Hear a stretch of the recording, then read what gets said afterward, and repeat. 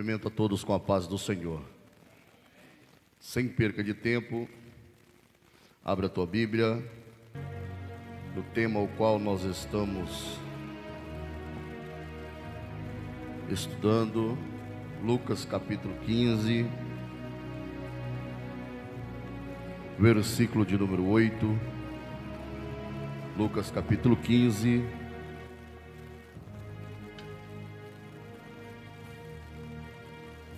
versículo de número 8. Já quero louvar a Deus pela vida do presbítero Setebrino. Deus abençoe. Ontem estivemos ali com ele, ali adorando a Deus. Bênção de Deus. Quantos encontraram, diga amém. Versículo 8 diz assim: o qual a mulher que tendo 10 dracmas, se perder uma dracma, não acende a candeia e varre a casa e a busca com diligência. Levanta as tuas mãos para o céu e diga: Senhor, fala comigo e eu te glorificarei.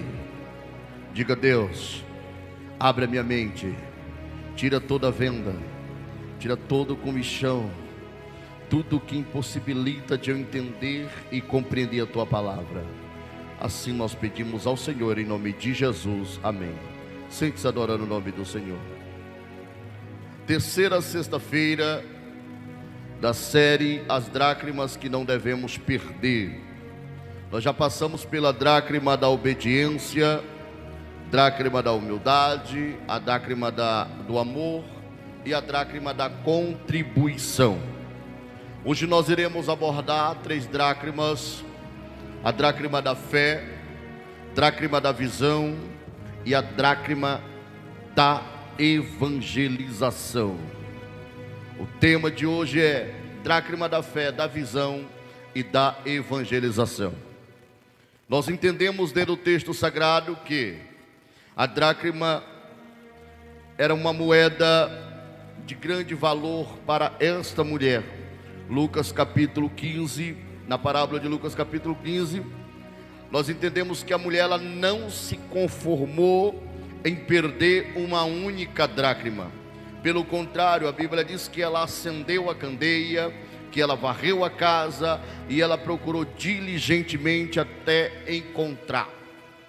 Interessante nós entendemos que a palavra diligentemente até encontrar significa uma busca incessante, todo dia, toda hora, todo momento, a todo instante, ela estava a buscar, a procurar essa dracma. Nós vamos entender dentro da Bíblia Sagrada que esta mulher ela não descansou um minuto sequer até encontrar esta única dracma. Ela poderia muito bem parar e pensar, dizer: muito bem, eu perdi uma dracma, eu tenho ainda 9 dracmas. Só que tem um segredo extremamente importante dentro desse texto, o qual traz uma lição de vida para nós. Que se uma dracma se perder e nós não a buscarmos, as outras 9 não surte efeito algum. Então é necessário termos em nossa vida as 10 dracmas, porque se uma faltar, as 9 serão inúteis. Igual nós já comentamos e falamos nas sextas-feiras passadas, que quem tem a dracma da obediência, ele tem a dracma da humildade. Quem tem a dracma da obediência e da humildade, ele vai ter a dracma também do amor. Tendo, porém, a dracma da obediência, da humildade, do amor, ele também tem a dracma da contribuição. Se ele tem a dracma da contribuição, ele tem fé. Se ele tem fé, ele tem visão. E se ele tem visão, ele tem a dracma da evangelização. Entenda uma coisa, que o pino central disso aqui não é outra coisa, nada mais, nada menos, presbítero Admar, do que a obediência. A primeira dracma que é essencial em nossas vidas é a dracma da obediência. Porque, como eu sempre falo, A palavra de Deus, ela é feita uma aliança, ela não tem emenda, ela é um elo inequebrável, ela é um elo que ela vai constantemente. Entenda, eu sempre tenho o costume em dizer: Bíblia não se lê, se examina. Bíblia é para se examinar, e se nós examinarmos cada ponto, cada texto, cada parágrafo que existe dentro das Escrituras Sagradas, nós vamos entender que Deus, Ele trabalha em uma aliança, em uma roda gigante contínua. Ela não para, ela circula, ela continua progressivamente. Então entenda uma coisa: o crente, ele não pode dizer que ele é obediente a Deus, mas ele não tem humildade. Ele não pode dizer que ele é humilde, mas ele é desobediente. O crente, ele não pode dizer que ele é obediente, é humilde, mas ele não tem um amor. Não, isso aí é história de gibi, é história de quadrinhos. Não adianta ele dizer que ele contribui, mas ele não tem o amor, ele não tem a humildade, não tem a obediência. Porque quem tem obediência, ele é humilde. Quem tem obediência, ele é humilde, ele tem amor. Quem tem amor, ele contribui para a obra de Deus. E quem contribui é porque tem fé. E quem tem fé é porque tem visão, vê a necessidade. E quem vê a necessidade sabe que ele precisa evangelizar, porque é uma ordem de Cristo Jesus. E nós iremos estudar esses 3 dracmas: fé, visão e evangelização. Aleluia. Nós vamos entender que ela poderia muito bem esquecer, deixar para lá, mas não, ela procura de forma diligente até encontrar. Da mesma forma, existem valores espirituais que a igreja, ela não pode de maneira alguma perder. Existem valores espirituais que nós, que professamos que servimos a Deus, nós não podemos perder. A igreja em si, ela não pode perder de forma alguma. E nessa terceira etapa da série, nós veremos 3 dracmas indispensáveis para a vida cristã. São 3 dracmas que elas também são indispensáveis: a dracma da fé, dracma da visão e dracma da evangelização. Quando essas dracmas elas são perdidas, a igreja ela esfraquece. O crente perde a direção, as almas deixam de ser alcançadas quando perdemos essas 3 dracmas.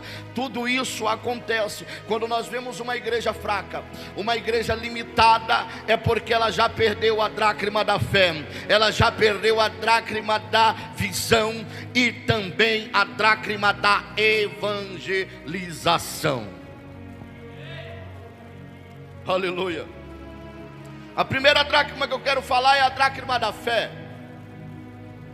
A definição de fé quer dizer crença inabalável em Deus. É algo que ela não pode ser abalada. Ela tem que ser estruturada. Confiança absoluta na sua palavra e nas suas promessas. A fé, ela é uma crença inabalável diante de Deus, uma fé, ou seja, algo que não pode ser abalado em Deus. Ela é a confiança absoluta em sua palavra e em suas promessas. O escritor aos Hebreus, no capítulo 11, versículo 1, ele diz: ora, a fé, ela é o firme fundamento de quê? Primeiro, das coisas que não se esperam. Você não pode abrir a boca e dizer: eu tenho fé que algo irá acontecer, mas você está esperando que aquilo vai acontecer. Eu tenho fé que eu vou construir minha casa, mas você está esperando um recurso para construir.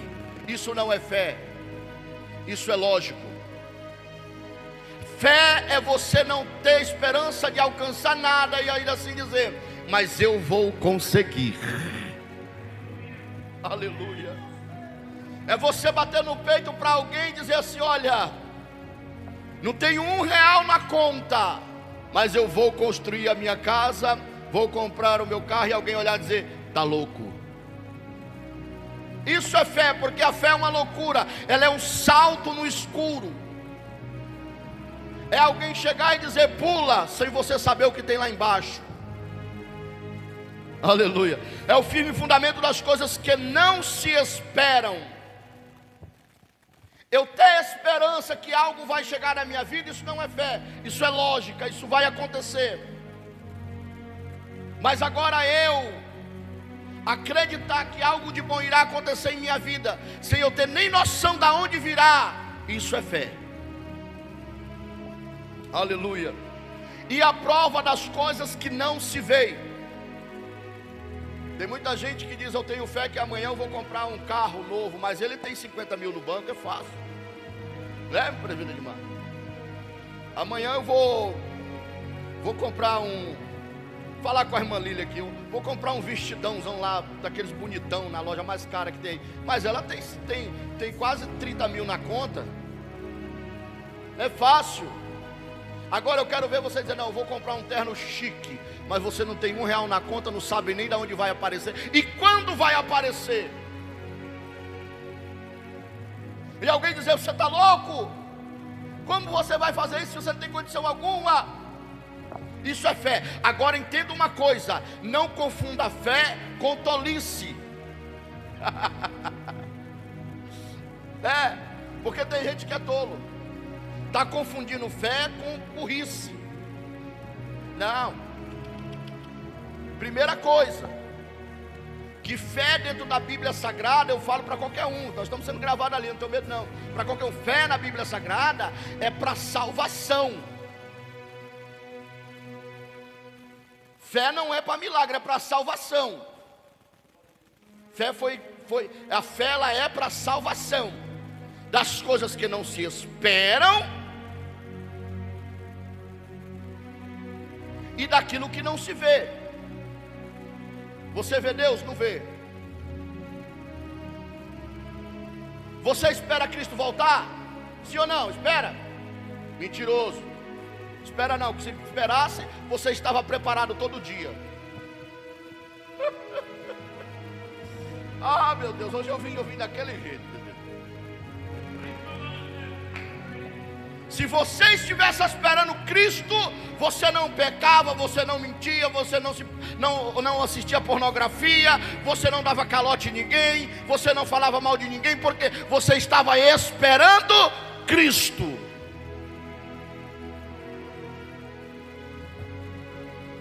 Agora a fé é o quê? A fé é o firme fundamento das coisas que se esperam. Vai acontecer a grande tribulação, mas se eu permanecer firme e fiel, subirei no primeiro soar da trombeta. Aleluia. E a prova das coisas que não se veem: eu não vejo Deus, mas eu sei que a mão dele está sobre mim. Aleluia. Eu não vejo Deus, mas eu sinto a presença dele perto de mim. Isso é fé para salvação. Escuta, isso é uma dracma que muitos já perderam também. Muitas pessoas perderam. A fé ela é o fundamento da vida cristã. O crente dizer que é crente, que serve a Deus, mas ele não tem fé, ele até agora pode estar servindo qualquer outra coisa, menos a Deus. Aleluia. Ninguém agrada a Deus sem fé, irmão. Olha só, o versículo, capítulo 11, versículo 6 diz, ó: sem fé é impossível agradar a Deus. Por quê? Porque é necessário que o quê? Que aqueles que querem lhe agradar, mesmo sem conhecer Ele, tenha fé que Ele existe, acredite que Ele existe.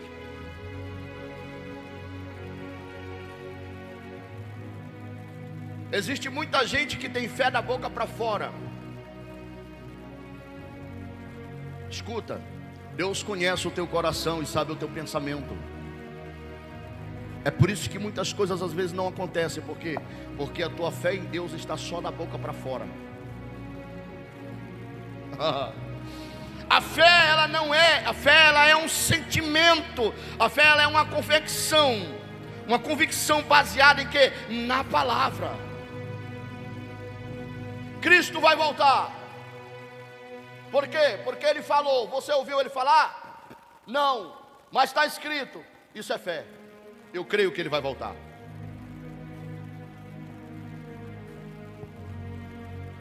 Cristo foi preparar um lugar para nós. Você ouviu Ele falar? Não. Como é que você crê? Porque está escrito. Isso é fé. Aleluia. A fé ela é para salvação. Enquanto a fé ela é uma convicção baseada na palavra de Deus, a dúvida ela olha para a circunstância, porém a fé ela olha para Deus.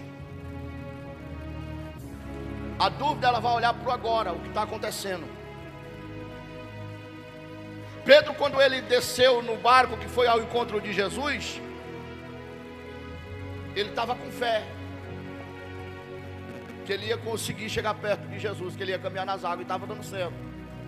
Mas quando ele olhou para a circunstância, para o vento que batia sobre os seus pés, sobre as suas pernas, e a água começou a molhar, ele começou a afundar.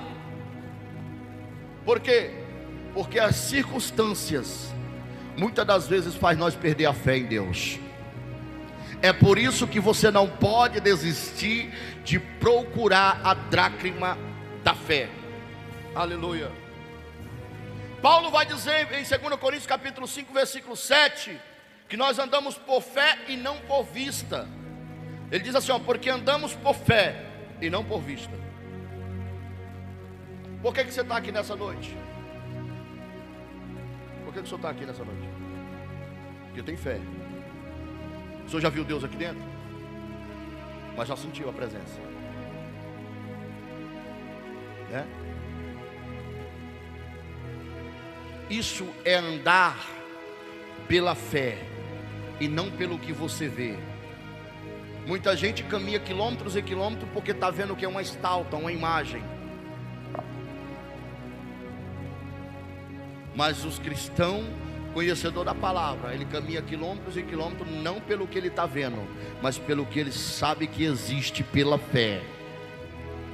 Aleluia. O mundo ele vai viver pelo quê? Pelo que ele vê. Porém o crente, ele vai viver pelo que Deus disse. Pelo que Deus disse para ele. Abraão, ele creu quando não havia sinais. Quem era Abraão?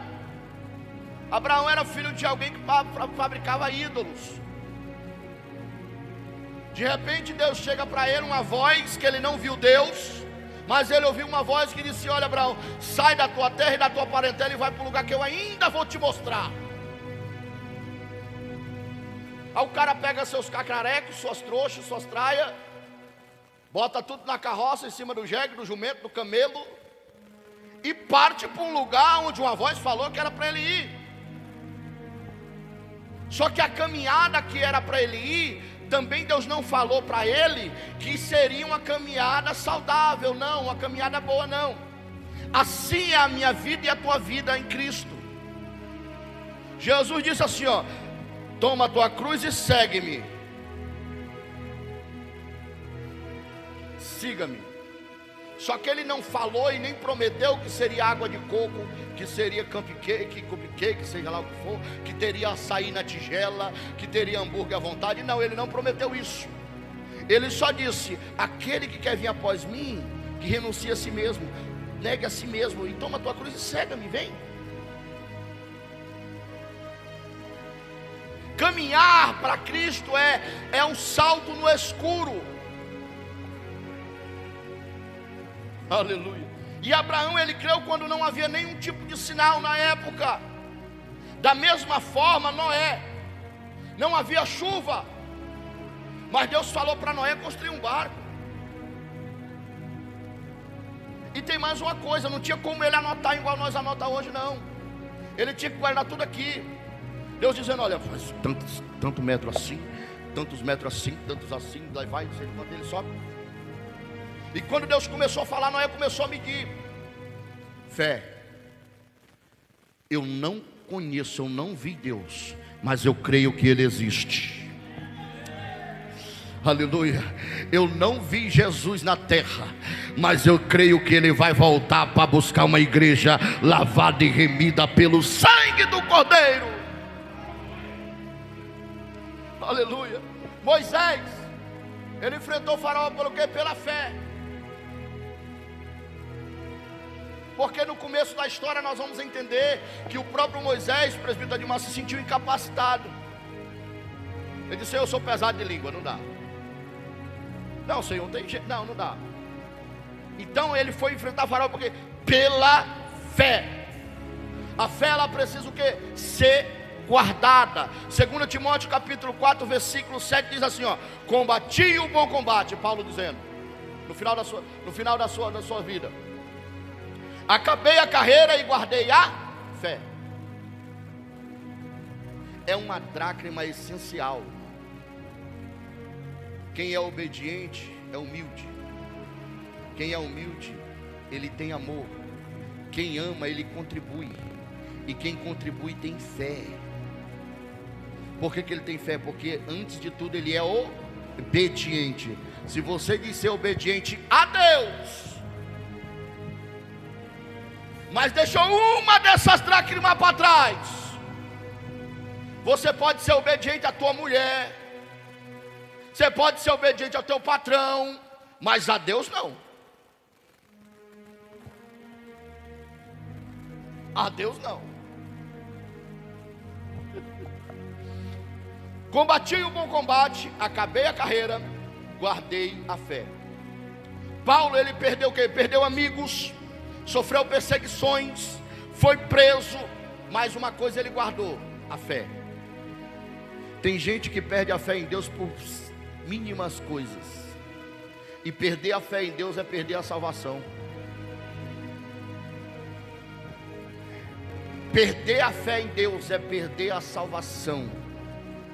É dizer: condena-me, lança-me no abismo, porque eu já não tenho, eu não quero mais o céu. Quando perdemos a fé em Deus, tem gente que por causa de uma luta, de um vento que sopra, nem soprou para balançar o barco igual balançou do discípulo, presbítero Admar.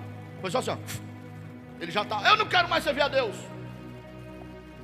eu não quero mais negócio de igreja, eu não quero saber mais disso ou daquilo. Quando você fala isso, você está declarando que você perdeu a fé em Deus. Mas o crente que guarda a fé, vem a tempestade, vem a luta, vem a prova, vem a perseguição, vem a calúnia, mas ele está igual Jó, dizendo: eu bem sei que o meu Redentor vive e que por fim ele se levantará. Aleluia. O maior segredo da igreja Filadélfia não levar nenhuma advertência, correção de Cristo foi o quê? Guardar a palavra e não negar o nome. Guardar a palavra é mesmo guardar a fé. E por causa disso, o que ela recebeu de Cristo? Ela disse: olha, isso que eu vou fazer com aqueles que se dizem judeu e não são, que eles vêm e prostram diante de ti, e adorem diante de ti, para que eles saibam que eu te amo. Pastor, não entendi. Deus ama e se declara para aquele que permanece na fé, para aquele que guarda a fé. E Deus está dizendo nessa noite, por meio dessa palavra: perca tudo, mas não perca a tua fé. Aleluia. Muitos perderam dinheiro, mas eles continuaram firmes. Muitos perderam bens e continuaram firmes na presença de Deus. Alguns perderam a fé e perderam tudo. Você pode ter milhões na conta, mas se você perder a fé, você até agora é um miserável, falido, pobre, nu. Mas também você pode não ter nada. Aleluia. Você pode ter só um chinelo colocado, uma arruela de pneu debaixo ali para o arrebite não sair. Mas se você tem fé, você tem tudo. Se você tem fé e permanece guardando a fé, você tem tudo.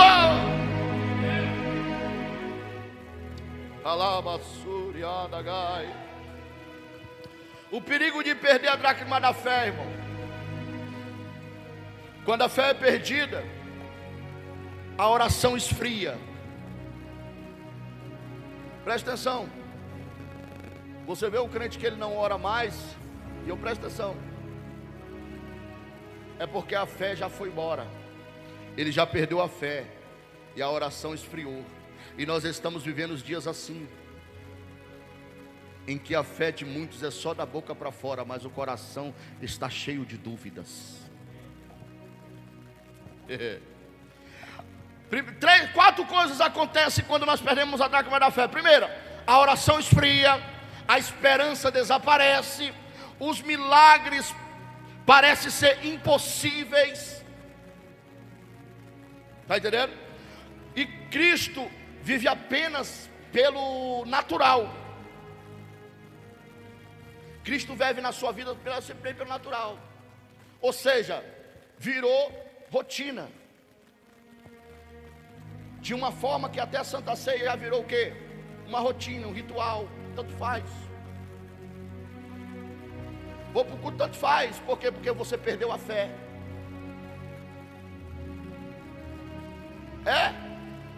Quando eu estava elaborando esse estudo aqui, eu deixo para preparar já quando já está perto da sexta-feira. Aí começa a minha guerra espiritual com Jesus. Eu começo a falar com Jesus: Jesus, me dá alguma coisa, Jesus me dá, Jesus eu preciso, Jesus eu quero. Eu não quero o meu conhecimento, não. Eu não confio no meu conhecimento, mas eu confio naquele que conhece tudo, que sabe de tudo, que vê tudo, que olha tudo. Aleluia. E ele falou comigo justamente isso aí. Quando nós perdemos a fé, Jesus ele vive apenas pelo natural em nós. Ou seja, ele não é mais primazia. Ele vai se tornando secundário, vai ficando em terceiro lugar, quarto lugar, até chegar um ponto em que você diz: eu sou eu. Jesus fica aí. Quem está me entendendo, diga amém. Aleluia. Escuta uma coisa e guarde isso para a sua vida. A fé é a mão que toca aquilo onde os olhos não conseguem enxergar. Anote, coloca no seu status do WhatsApp. A fé é a mão daquilo que toca aonde os olhos não conseguem enxergar. Aleluia. Oh glória. Quem perde a fé, ele perde a capacidade de enxergar o impossível acontecer.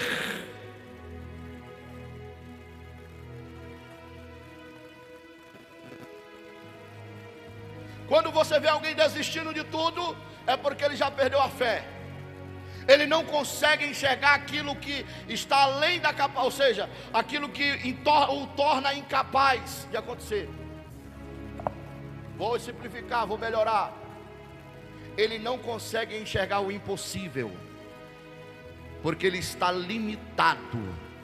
Ele está limitado na sua visão, na sua carnalidade, porque ele perdeu a fé. A fé, ela transforma a promessa em realidade. Aleluia. Quer ver a promessa acontecer, realizar na tua vida? Permaneça na fé. Agora entenda uma coisa, irmão. O diabo, ele não precisa destruir o crente, não. Ele precisa o quê? Basta somente convencê-lo a parar de crer, a parar de crer. Ele não precisa destruir você, ele só precisa convencer você a parar de acreditar, a parar de crer, presbítero Edmar. Agora Deus não. Deus, o que ele faz? Deus, ele continua operando onde ainda existe fé. Tem fé? Tem fé aí? Tem fé aí?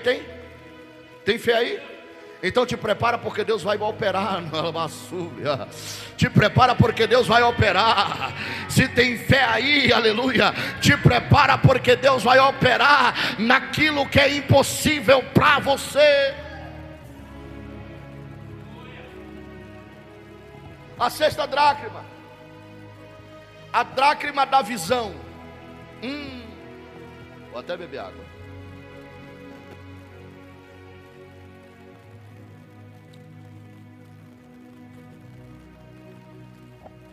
A dracma da visão. A definição de visão é o que, pastor? A definição de visão é revelação espiritual, percepção divina e capacidade de enxergar além das circunstâncias. Então a fé e a visão, ela anda junto. A fé e a visão, ela anda junto. Quem perde a fé perdeu a visão, e quem perde a visão perdeu a fé. Opa! Vou repetir. Quem perde a fé perdeu a visão, e quem perdeu a visão perdeu a fé. Você está entendendo? Você está tendo noção do que está acontecendo aqui? Nessa série de ensinamento sobre a 10 dracmas? Você está tendo noção? Irmão, só está perdendo quem não vem. Porque na verdade o amarrado com arame não gosta de estudar a palavra, não. O crente amarrado com arame, que só sabe, não sabe nem achar os sofonias, não gosta de culto da palavra. Então é até melhor que fique em casa mesmo. É até bom que fique em casa mesmo. Mas você está entendendo uma coisa? Se tu não tem obediência, tu não é humilde. Porque a humildade, ela anda junto com a obediência a Deus. Vinde a mim todos que estáis cansados e sobrecarregados, eu vos aliviarei. Aprendei de mim, que sou manso e humilde de coração. Vocês viram eu falar na primeira, quem já esteve aqui no primeiro dia da série, que a humildade é a capacidade de receber ofensas sem reivindicar direitos. A humildade é a capacidade de receber ofensas sem reivindicar direitos. Não. Humildade não é você andar mulambento, não, todo sujo, rasgado, não. Isso aí é desleixo. Não é andar com sapato descolado, não. Isso aí é desleixo. Porque tem muita gente que anda assim, é pior do que um cavalo. Aleluia. Então quem perde a fé perde a visão, e quem perde a visão já perdeu a fé faz tempo. Olha só, 2 Reis capítulo 6, 17 diz assim, só uma parte que eu vou ler aqui. Senhor, peço-te que lhe abra os olhos para que veja. O que aconteceu aqui? Aqui é o seguinte: o profeta descobriu o que estava acontecendo na câmara do rei da Síria. E ele comunicava ao outro, e mandaram a ordem para quê? Para matar o profeta. Pela manhã cedo o moço se acorda, vai passar ali o azeite nos dentes para escovar a língua e limpar a boca, que era azeite. Está ali. Já volta. Meu pai, tudo cercado. Por quê? Porque ele estava observando somente a circunstância. Quem perde a visão e perde a fé, só vê o momento ruim acontecer, não vê nada de bom vindo pela frente. Você já viu aquele crente que reclama por tudo? Que choruminga por tudo, mas não está dando nada certo, está tudo errado, está tudo um problema, sabe por quê? É porque ele não tem visão, não tem fé. E não adianta dizer para mim que você tem fé porque não tem. Porque se você tivesse fé, você tinha visão. Eu estou passando pela essa luta, mas eu estou vendo Deus vindo lá para me socorrer.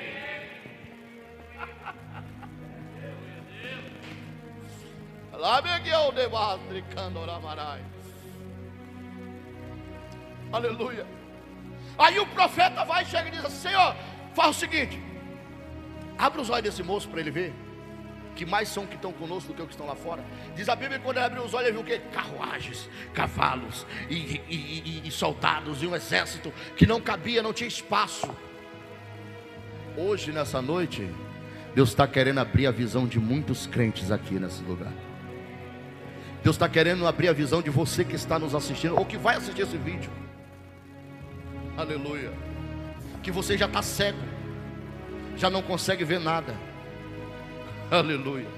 Há uma diferença, irmão, entre olhar e enxergar. Porque o moço de Eliseu, ele olhou e viu o que? Um exército inimigo. Por quê? Porque ele olhou. Aleluia. Eliseu olhou e viu o que? Um exército de Deus.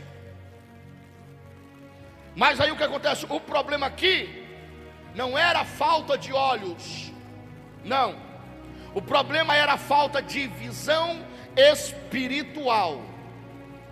O crente que não tem visão espiritual, ele normaliza tudo, ele generaliza tudo, e ele reclama por tudo,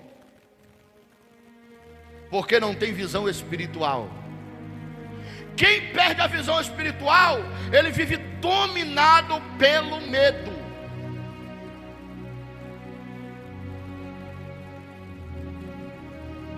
Sabia? Vou chegar lá na parte desse medo, calma aí. Quem perde a visão espiritual, ele vive dominado pelo medo. Então, se você disser que tem fé, mas você tem medo da circunstância, você não tem visão. Até agora você tem uma fé, mas é uma fé fingida, uma fé falsa. E a Bíblia diz que aquilo, tudo que não é feito por fé é pecado. Você já está pecando.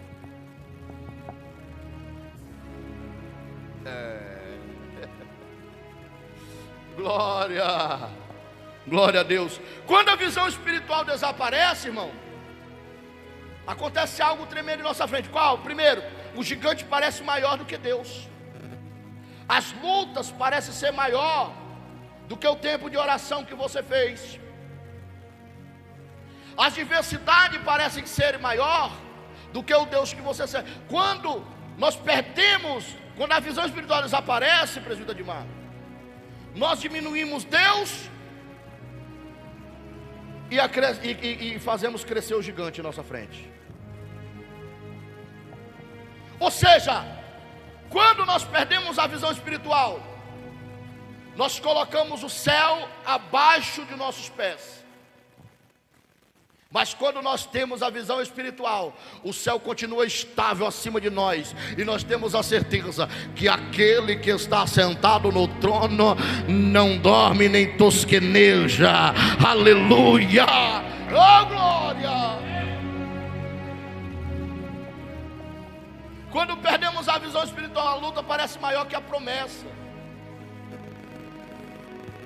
Você começa a desistir da promessa. Por quê? Porque as lutas são grandes. Entenda uma coisa: Deus nunca vai lançar sobre você uma promessa sem a luta vir de brinde. A luta, ela vem de presente.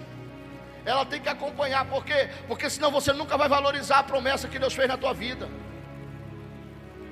Por que que tem gente que aceita Jesus hoje e desvia amanhã? É porque muitas das vezes aceita Jesus hoje, alguém já pega e já dá um cargo para ele na igreja, amanhã ele está desviando.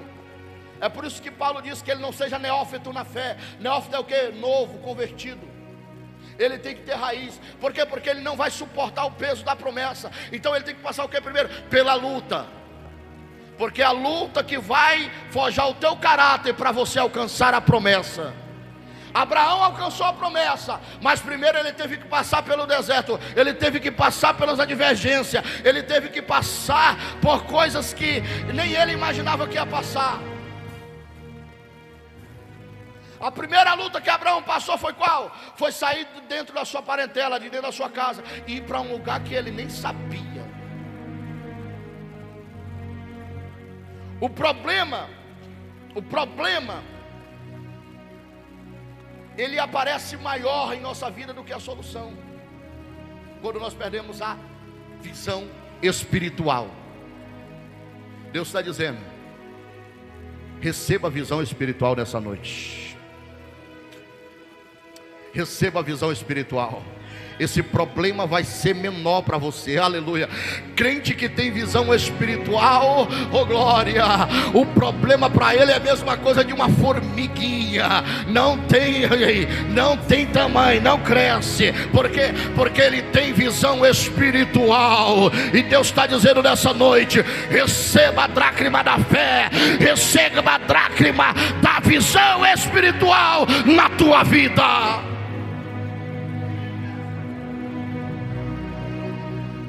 Aleluia. Só que quando Deus abre os nossos olhos espiritual, nós percebemos que o céu ainda está no controle. Sabe aquele momento que está difícil, mas você olha assim, presbítero Adimar, e diz assim: vai dar tudo certo? Isso é porque você ainda tem visão espiritual. Olha para cá.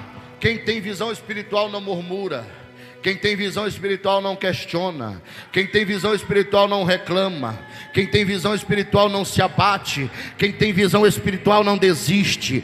Quem tem visão espiritual não abandona a fé. Quem tem visão espiritual não abandona a igreja. Quem tem visão espiritual, ainda que o problema esteja assolando, ele permanece de pé, permanece firme, porque ele sabe que o céu ainda está no controle da sua vida.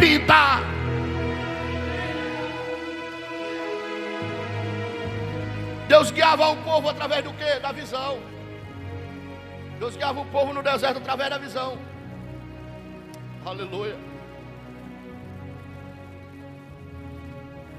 O crente, para ser guiado em direção ao céu, ele tem que ter visão espiritual. Escuta, Atos 16, versículo 9 diz: passa a Macedônia e ajuda-nos. Paulo, ele só chegou a Macedônia porque o quê? Porque ele recebeu uma direção de Deus. Visão espiritual. E tem muita gente fazendo as coisas aí sem visão de Deus, sem direção de Deus, e está só levando na cara. Cuidado. Crente que não tem visão só vive sofrendo. Mas quem tem a visão de Deus, ele anda direcionado por Deus, ele não cai em cilada do diabo. Aleluia. Grandes avivamentos, eles começaram com o quê? Quando homens obedeceram uma visão divina. Então, até para ter avivamento, presbítero Adimar, é necessário ter visão espiritual. Avivamento só acontece com visão espiritual. Aleluia. Onde não há visão, vai haver o que? Destruição. Provérbios capítulo 29, 18 diz assim, ó: não havendo profecia, o povo se corrompe.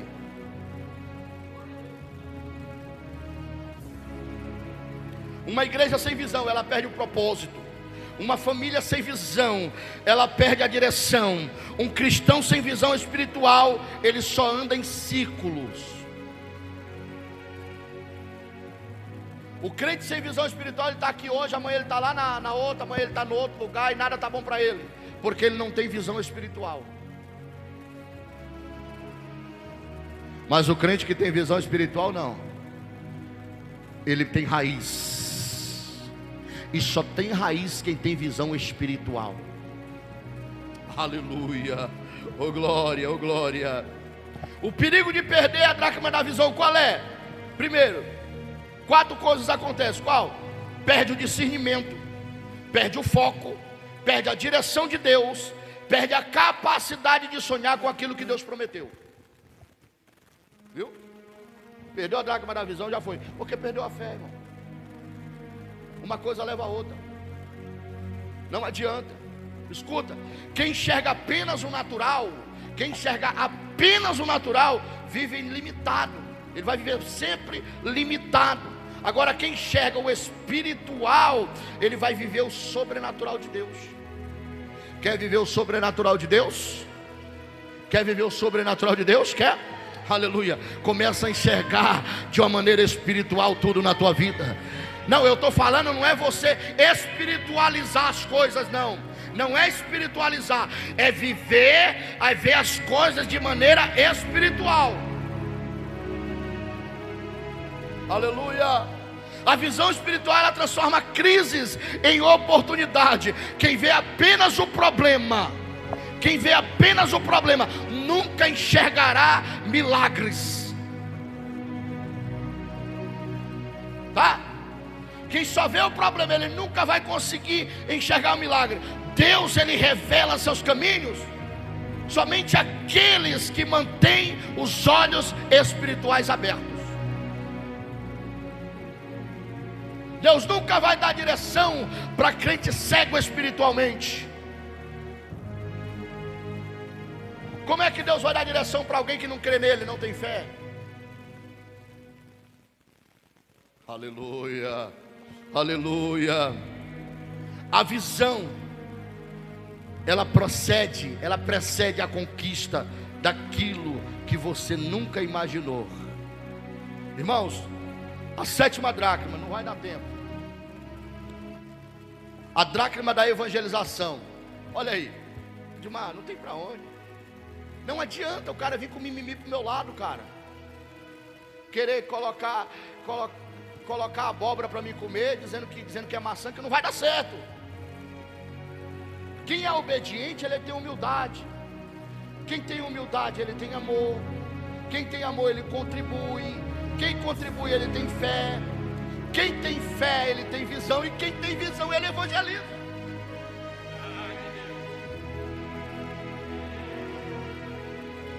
Quem tem visão, ele evangeliza. Ele tem em si, no coração, o sentimento de evangelização. A definição de evangelização é o que? É proclamar as boas novas de Cristo ao mundo perdido. E aí? O cara dizer para mim que é obediente a Deus, mas não evangeliza, ele é mentiroso. E nós todos estamos mentindo. Vamos deixar de ser hipócrita, irmão? Vamos. O problema nosso, que nós não crescemos espiritualmente, sabe o que? É porque nós somos hipócritas. E tem muita gente que não gosta de ver eu pregando por causa disso, porque eu não tenho esse negócio de mimimi. Nós somos hipócritas mesmo. Você evangeliza? Evangeliza mesmo? Hã? Mais ou menos. Você evangeliza? Sem mentira. Evangelizar, eu estou falando, não é trazer crente para dentro da igreja, igual nós costumamos convidar, não. Evangelizar é pegar o drogado, pegar o noiado, a prostituta, o acabado, o que está todo arrombado, e trazer para dentro da igreja. Foi isso que Jesus falou. Jesus, ele não foi atrás dos escribas e fariseus que estavam no tempo, não. Ele foi atrás do que estava lá fora. Você evangeliza? Você evangeliza? Irmão, não. Mas houve uma época em que todo mundo evangelizava. Saía entregando o profeta, batia na porta assim, ó. Ele dizia: olha, eu venho aqui trazer a mensagem do reino e dizer para você que Jesus salva, que Jesus cura, Jesus batiza e Jesus voltará. Hoje até nossas pregações estão diferentes, irmão. Hoje a nossa pregação é o quê? Deus está dando um carro, Deus vai te abençoar, Deus vai mudar a tua história, Deus vai não sei o quê, Deus vai te exaltar na frente dos teus inimigos, Deus vai te colocar por cabeça, porque Ele te chamou, foi por cabeça e não por cabeça. E todo mundo acha bom. Ninguém nunca prega e dizendo assim: olha, o inferno existe, o inferno é real, a alma vai chorar, a alma vai lamentar, mas Jesus tem vida com abundância.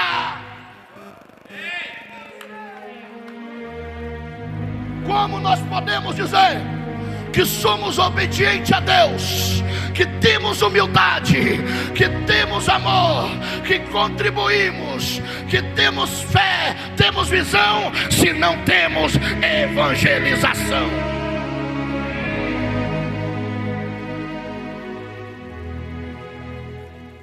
Aí sabe como é que nós fica? Sabe como é que nós fica? Vou mandar um convite lá para a igreja do presbítero Salvino, para eles virem para o culto. Aí sabe qual é a história? Não, vem para cá para a minha igreja, que aqui é bom. Vem para cá. Aqui o pastor vai te dar um cargo. Vem para cá, vem. Toma tipo de crente. Pregar para crente é fácil. Eu quero ver você pregar para um noiado, um desviado que está desviado, que ele conhece a Bíblia mais do que nós. Você vai falar, Jesus está voltando. Ele diz, eu sei que ele vai voltar. Eu quero ver você desdobrar o entendimento dele. Aleluia. Pregar para crente, mandar convite para... é fácil. Inclusive isso mesmo, o pastor Ed, nós conversamos uma vez. Ele falou, não pastor, eu não estou querendo mandar mais convite para as igrejas não. Eu quero ver se nós trazemos pessoas de fora. O pastor Ed falou para nós. Foi? Trazer gente de fora. Nosso pastor falou. Por quê? Porque trazer a igreja para dentro da igreja é fácil. Por que nós não temos crescimento?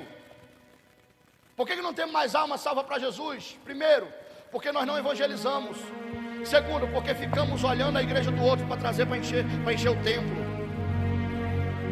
E só enche o templo com evangelização da palavra. Meu Deus, está gostoso.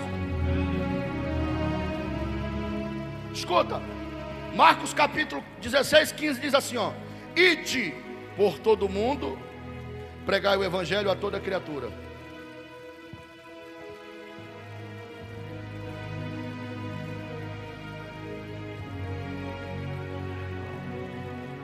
Ide por todo mundo, pregai o evangelho. Eu sempre falo, presbítero de Maio, eu falo mesmo, quem me conhece já sabe, eu tenho até vídeo gravado sobre isso aí. Pregar de igreja em igreja não é fazer a obra de Deus. Não, isso é luxo. Sabia? Eu estou fazendo a obra. Não, isso é luxo. Não vem com essa não, que é luxo. Toma jeito. É luxo. Eu ir daqui pregar lá na igreja de Setebrina, e pregar na Pimenta Bueno, aonde Deus leva para nós pregar, isso é luxo. Fazer a obra de Deus é: ide por todo mundo, pregai o evangelho a toda criatura. Evangelho é o que? Renúncia. Evangelho é o que? Dizer para o pecador que ele está em pecado, mas que Jesus pode restaurar e mudar a história dele. Evangelho é o que? É dizer que Cristo vem buscar uma igreja. É dizer que Cristo vem buscar um povo. Primeiro, especial, zeloso e de boas obras. 3 coisas Cristo espera em um povo. Aleluia. Especial, zeloso e de boas obras. Isso fala do que? De quem recebeu a palavra da evangelização, as boas novas. Evangelizar, ela não é só uma opção, irmão. Não, ela não é só uma opção. Ela é o quê? Ela é uma ordem. Então como é que o cara diz que ele é obediente a Deus, mas ele não evangeliza? Responda. Como é que nós dizemos eu sou obediente a Deus? Oh Deus, eu te obedeço, eu te amo, eu não sei o que das quantas, mas você não evangeliza, querido. Você está sendo obediente a qualquer outra coisa, menos a Deus. Nós estamos obedecendo a qualquer outro tipo de gente aí, mas a Deus não. Porque se evangelizar não, é uma ordem, então a nossa obrigação aqui na terra não é nós só ficar dentro de 4 paredes, não. É pregar o evangelho a toda criatura, aonde nós for. Aonde nós passar, nós temos que falar que Cristo está voltando, que o inferno existe, e que o salário do pecado é a morte, mas que o dom de Deus é a vida, e a vida eterna. A última ordem de Jesus, ela deve ser o quê? Ela deve ser a primeira prioridade da igreja. A igreja existe para quê? A igreja existe para adorar a Deus e anunciar a Cristo ao mundo. Presta atenção. A igreja ela existe para adorar a Deus e anunciar a Cristo ao mundo. Tá? É para isso que a igreja existe. O coração de Deus, ele continua procurando ainda. Quem vai? Quem vai por nós? Quem vai por nós? Aleluia. Isaías capítulo 6, versículo 8. A Bíblia diz que ele fala assim, ó: quem enviarei e quem há de ir por nós? É claro que teologicamente isso aqui é Deus falando com Cristo, Deus procurando alguém para salvar a humanidade. Essa tradução aqui. Mas nós vamos usar como uma base aqui. Quem enviarei e quem há de ir por nós? A Isaías responde. A resposta de Isaías deve ser o quê? A mesma que a igreja tem que tomar. Eis-me aqui, envia-me a mim. Mas há muito dia assim, eis-me aqui, Senhor. Eis-me aqui para cantar, eis-me aqui para louvar, eis-me aqui, ou melhor, eis-me aqui para pregar, para tocar, eis-me aqui para dirigir um culto, eis-me aqui para limpar uma igreja, eis-me aqui para fazer isso, atender uma porta, eis-me aqui para tudo. Hein? Quem vai pregar o evangelho para aquele drogado lá? Quem vai pregar o evangelho lá para o chefe da facção? Quem vai pregar o evangelho para aquele jovem que está se aliando à facção agora? Quem vai pregar o evangelho para aquela macumbeira? Quem vai pregar o evangelho para aquele que não crê em Deus de forma ateu, à toa, né? Quem vai pregar o evangelho para ele? Aí o cara diz: isso é aqui para isso. Envia o Rogério lá, Senhor. Envia o Admar, que é grandão. Eu não vou não. Manda ele. É ou não é? É, irmão. É a mesma coisa dizer: quero trabalhar para meu Senhor, mas quando Deus coloca para trabalhar, o cabo acha ruim, acha pesado, cansativo. Porque ministério cansa, ministério pesa. Tá? Ministério pesa. Não é fácil. Está pensando que é fácil pastorear a igreja? Não é fácil. Eu falo porque eu tenho experiência. Não é fácil. Eu vejo muita gente aí se bate, toda aquela coisa que quer pastorear a igreja. Vai, besta. Está pensando que é fácil? Não é fácil não. Vamos para frente, para nós terminar esse negócio. Eis-me aqui, envia-me a mim.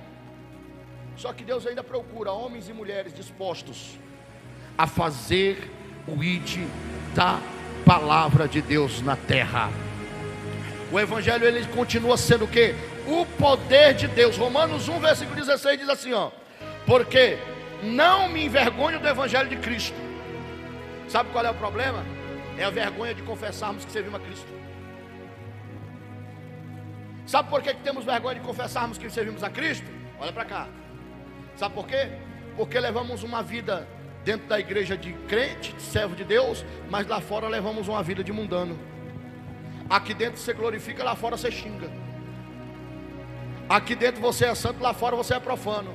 É por isso que não temos aquela capacidade, a potencialidade de chegar para alguém e dizer: te ajeita, te converte, porque Cristo vai voltar e Ele precisa levar a tua alma para o céu, porque lá que é o lugar da tua alma. Porque a primeira coisa que o cara dissesse, se o cara for cego, trapaceiro, vagabundo, sem vergonha, o cara vai dizer assim: oxi, mas quem é você? Você é do mesmo jeito que eu, caba. Vai nós dois, tambogão, bora. Aí tem um safado que diz: eu não, o sangue de Jesus tá nada. O sangue de Jesus tem poder não, filho. Não te ajeita não para ver uma coisa, safado. É por isso que muitos se envergonham do evangelho. Paulo, ele vai dizer assim: porque não me envergonho do evangelho de Cristo. O que acontecia? Levavam Paulo preso, Paulo dizia: ó, Cristo ressuscitou. Botava Paulo na imprensa: Cristo ressuscitou. Era a pregação de Paulo cristocêntrica. Cristo era o centro da vida de Paulo. E aí, Cristo é o centro da minha e da tua vida, será? O evangelho, ele não perdeu o seu poder, irmão. Porque ele nunca perde o seu poder. Você perde tudo. O poder da terra se perde, mas o evangelho de Cristo não perde o seu poder. Ele ainda salva. Ele ainda salva viciado, ele ainda salva família destruída, ele ainda salva jovens perdidos. O evangelho de Cristo, ele ainda salva pecadores arrependidos. A tua e a minha obrigação é o quê? É somente pregar. Quem convence é o Espírito Santo. Você vai só pregar, pronto. Ide por todo mundo pregar meu evangelho, toda criatura. Quem crê e for batizado será salvo. Quem não crê já é condenado. Pronto, acabou a conversa. Você não tem nada a ver. Agora, a partir do momento que o camarada creu, rendeu-se ao pé de Cristo, aí você tem alguma coisa a ver o quê? Aí você tem que cuidar. Presta atenção. Eu só tenho um carinho. E posso dar até danoninho ainda na palavra para crente novo convertido. Agora crente velho que desviou, voltou, desviou, voltou, desviou, voltou, é pau na muleira. É pau na muleira. Crente velho comigo não tem esse negócio de não.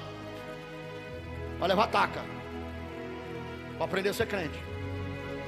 Agora o cara que nunca foi crente, nunca entrou numa igreja, se entrou, nunca quis saber de ser crente, aceitou Jesus, aí sim. Aí Paulo disse que nós temos o quê? Que tratar com leite, tem que tratar com carinho. Mas agora crente velho calejado, que desvia, vai e volta, vai e volta, vai e volta, vai e volta. Ah, meu Deus do céu, não. Aí é pau na muleira. Te converte, te ajeita, porque tu pode ir e pode não voltar mais para cá, e pode ir diretamente para o lugar que você não queira ir.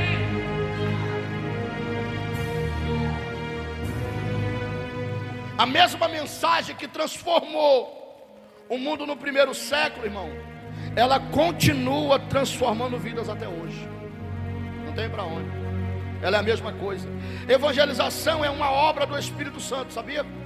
Então, se você disser que é cheio do Espírito Santo, mas você não evangeliza, você pode estar cheio de qualquer outra coisa. Pode estar cheio de picanha, pode estar com a barriga cheia de todinho, pode estar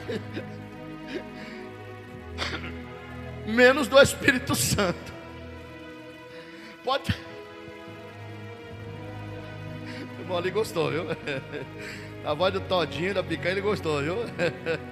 É, irmão, você pode estar cheio de qualquer outra coisa, menos do Espírito Santo, porque tem evangelização. Não, aqui está falando com nós todos aqui.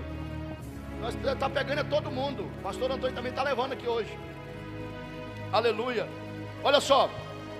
Ela é o que? Uma obra do Espírito Santo. Já vou encerrar, irmão. Pelo amor de Deus, tenha paciência. Um pouquinho, tá? Lucas capítulo 4, 18 diz assim, ó: o Espírito do Senhor é sobre mim. Por quê? Porque me ungiu para evangelizar. Então entenda uma coisa: evangelização não é obrigação só do pastor, não. Não é obrigação só dos obreiros. Não é obrigação só do presbítero. Não é obrigação só do diácono, não. Evangelização é obrigação minha e tua. Você também foi ungido para evangelizar. Tem o Espírito Santo de Deus na tua vida? Tem? Se tem o Espírito Santo de Deus na tua vida, entenda uma coisa: você é ungido para evangelizar. Aleluia. Quem evangeliza apenas com palavra, ele convence. Mas quem evangeliza cheio do Espírito Santo, ele impacta vidas. Eu evangelizar com o meu conhecimento teológico, eu vou convencer alguém. Porque nós temos o dom de persuadir com palavras. Mas quando eu evangelizo se eu estiver evangelizando cheio do Espírito Santo, eu não só vou convencer ele, mas como eu vou deixar ele impactado pela glória de Deus. Aleluia. A igreja primitiva, irmão, ela cresceu por quê? Porque era uma igreja cheia do Espírito Santo e apaixonada pelas almas. Então, igreja que diz ser cheia do Espírito Santo, mas não evangeliza, ela pode estar cheia até de qualquer outra coisa, menos do Espírito Santo. É a Bíblia. Eu estou errado? Eu estou trazendo alguma coisa fora da Bíblia? Não. É a Bíblia. Pode estar cheia de qualquer outra coisa, menos do Espírito Santo. Pode ser obediente a qualquer outra coisa, mas se não tem evangelização, até agora você não é obediente a nada. Amém? Fica de pé em nome de Jesus para nós encerrarmos.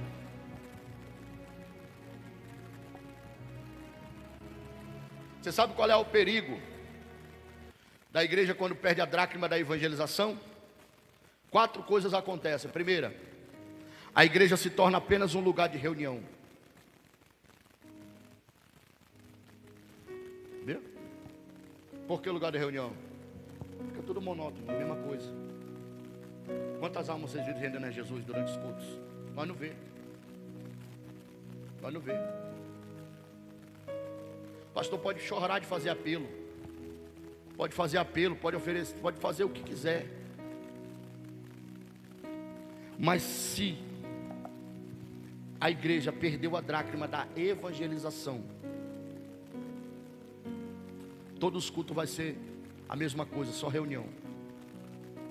Uma reunião simples. Culto sem almas rendendo aos pés de Jesus não é culto. Porque culto, para se tornar festa, tem que ter almas aos pés de Cristo. Aleluia. E quem ganha almas para Cristo não é o pregador, é a igreja. O pregador é só o canal por onde ele leva a mensagem. Mas quem já ganhou a alma foi a igreja, porque estava de joelho orando e evangelizando. Aleluia. Segunda, as almas deixam de ser alcançadas quando ela perde a dracma da evangelização. O fogo missionário se apaga.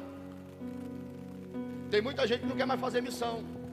E quando quer fazer missão, acha que fazer missão é ter um salário bom, é ser mantido pelo ministério, viver engordando, vai trabalhar. Deixa de ser vagabundo, vai trabalhar. Aí vai fazer missão, estou fazendo missão, eu estou fazendo missão, presbíteros, eu sou missionário. Você vai na igreja do camarada, não ganhou uma alma para Cristo, não trouxe um relatório de batismo para a convenção. Missão, filho. Eu estava assistindo uns vídeos de missionário lá no estado do Acre, lá, sofre, tá? Sofre, depois vou mandar o link para você ver. Ali é missão. Nos meios das grebas, dos lugares mais remotos aí, e trazendo alma para Cristo, relatório indo. Tudo mantido. Aí é missão. Ela perde a paixão, o fogo missionário ele se apaga, o crescimento espiritual ele diminui. Escuta, a nota de rodapé para você aí, ó. Uma coisa certa, uma igreja que não evangeliza, ela está esquecendo a razão pela qual Cristo veio à terra. Aleluia. Meus irmãos, isso é o que nós terminamos hoje. A dracma da fé, da visão e da evangelização. E na próxima sexta-feira vai ser o encerramento. Nós vamos chegar ao final da etapa, as dracmas que não devemos perder. Na noite nós já tratamos hoje sobre a dracma da fé, a dracma da visão e a dracma da evangelização. E na próxima nós estaremos falando sobre as 3 últimas dracmas, que talvez elas sejam as mais urgentes para essa geração, que é a dracma do avivamento. Por quê? Porque uma igreja sem fogo, ela pode ter estrutura, mas não terá transformação. Estaremos falando sobre a dracma da santidade, porque sem santidade ninguém verá o Senhor. Estaremos falando sobre a dracma da salvação, porque de nada adianta ganhar o mundo e perder a nossa alma. Tá bom? E eu conto com a presença de vocês, você que vai assistir esse vídeo, que está nos assistindo, conto com a presença de vocês na próxima sexta-feira, tá? Que Deus vos abençoe grandemente a vida de cada um.